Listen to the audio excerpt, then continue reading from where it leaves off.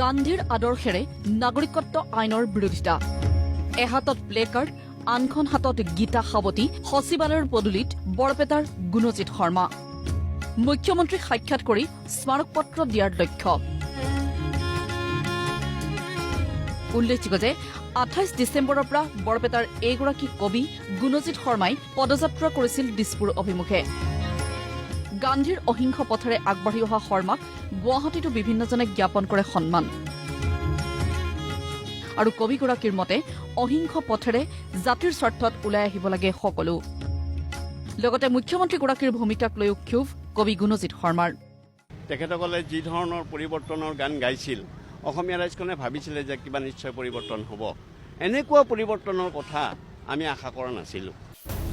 পিছে মুখ্যমন্ত্ৰীক স্মাৰক পত্ৰ দিবলৈ আগবাঢ়ি যোৱা গুণজিৎ শৰ্মাক বাধা দিয়া হ'ল সচিবালয়ৰ প্ৰৱেশদ্বাৰত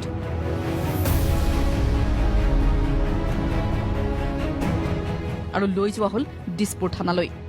অৱশ্যে মুখ্যমন্ত্ৰীক লগ নাপালেও ৰাজ্যপাল আৰু পৰৱৰ্তী পৰ্যায়ত দেশৰ ৰাষ্ট্ৰপতিগৰাকীক সাক্ষাৎ কৰি নাগৰিকত্ব আইনৰ বিৰোধিতাৰে স্মাৰক পত্ৰ দিয়াৰ লক্ষ্য গুণজিৎ শৰ্মাৰ ব্যুৰ ৰিপৰ্ট প্ৰতিদিন টাইম